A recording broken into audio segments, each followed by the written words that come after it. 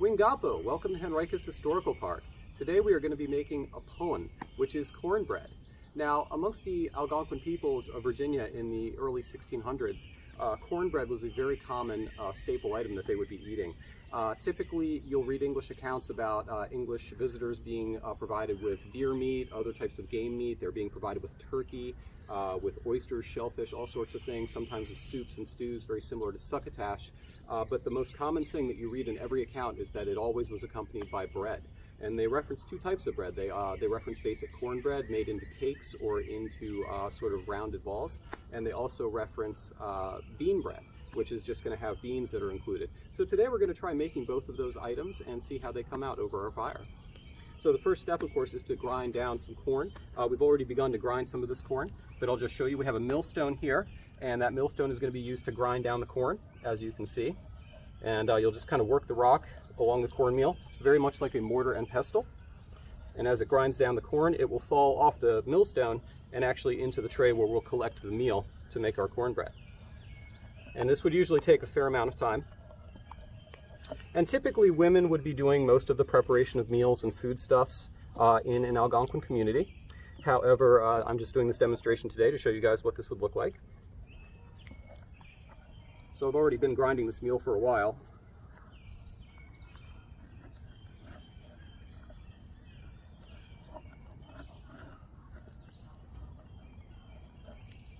And I just want to get it a little finer. There we go.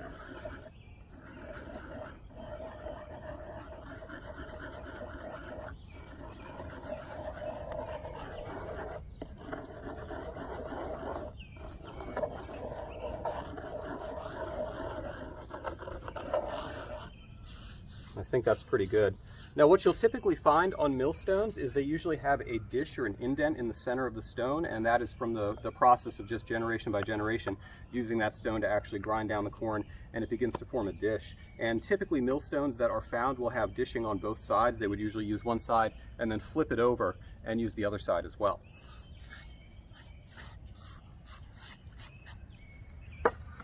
So I think our meal's looking pretty good. I'm going to go ahead and pull out the millstone, and we'll gather together our meal.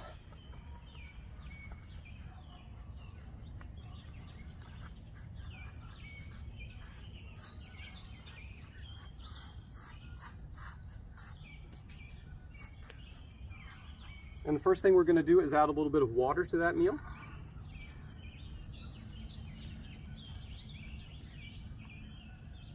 And we're also going to add some oil. Now, typically bear grease or bear oil would be used to help to mix together the meal and bind it into a bread. Corn does not have gluten in it like flour, so in order to make a corn cake or cornbread, you're going to need to add some kind of fat to actually help everything bind together. So I'm going to put a little bit of oil into this. This is not actual bear oil, but it's very similar. And we're just going to start to mix that together.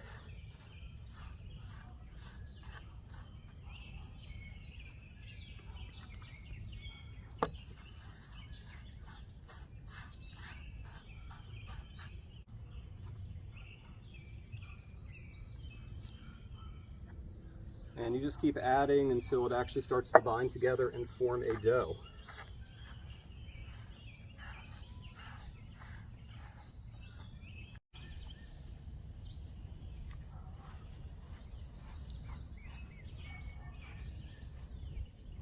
And we'll end up using most of this oil to actually get everything to bind together. And the nice thing about adding the oil, especially if you're in an Algonquin community in the 17th century, is it's going to add fat content to that. It's going to help to provide some extra nutrients and some extra energy in that bread.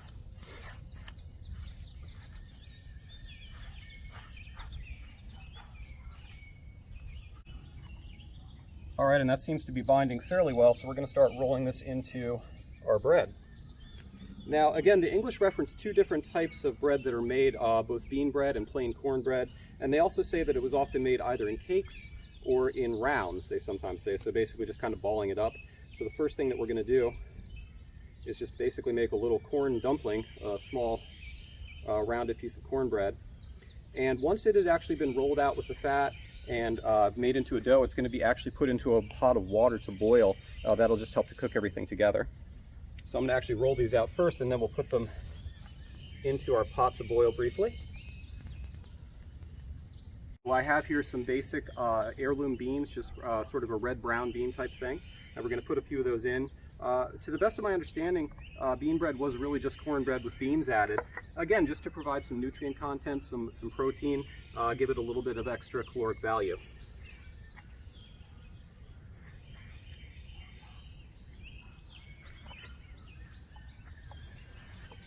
So we'll just work those beans into the dough.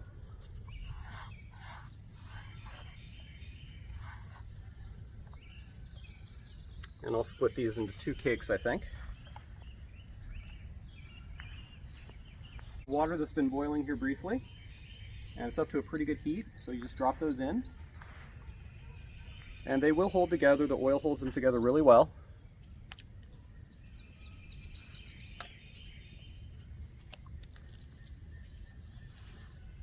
I might not have room for them all, so I'm going to put one of the bean cakes in, see how that comes out. And we'll save these other ones for later. Okay, so we're just pulling these out of our pot now, and they have boiled up nicely, kind of helps to firm them up a little bit. And the interesting thing is, you'll see in the pot we have a lot of kind of extra meal that's broken off of the cakes, and we're going to leave a couple of those in there for later, actually kind of make a stew out of it. But all that oil that boiled off of the cakes, all the meal that kind of broke off, that actually helps to form a base to make a really nice type of stew or a succotash. So typically that water would be saved so that you can actually use it to make a pottage for later on. But we're going to pull a couple of these cakes out now and go ahead and put them on the fire. And I have just a little bit of oil still left over. I'm going to pour some of this onto this rock here, just to kind of help to keep the stickiness off the rock.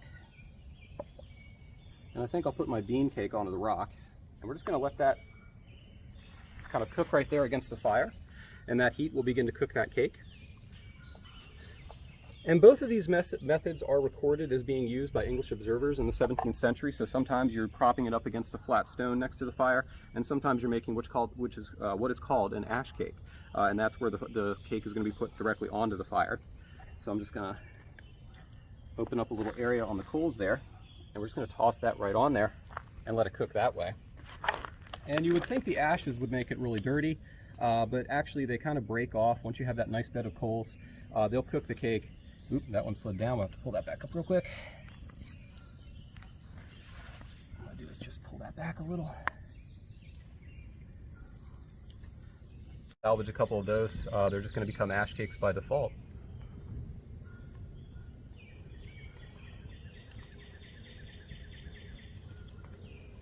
Oh yeah, that one in the ashes is cooking really nicely.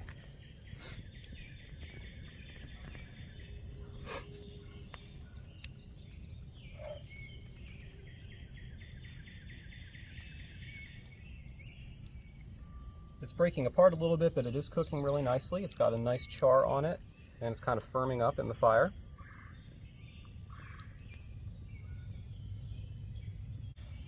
Well, folks, that is our best effort for today. Hopefully the one on the stone here is going to cook up a little bit better. But you can see it does make a very nice type of cornbread.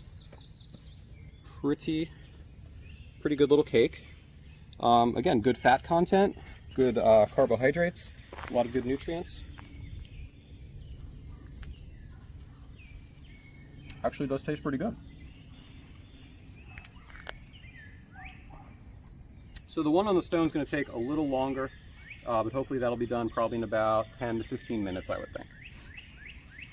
So folks, thank you for tuning in today to watch us do this cooking demonstration. And obviously Algonquin peoples in 17th century Virginia were probably a little bit better skilled at doing this on a daily basis. But if you would like to come out and watch my lack of cooking skill sometime, please come back out when we're open again and see us do some other cooking demos. Thank you so much and have a great day.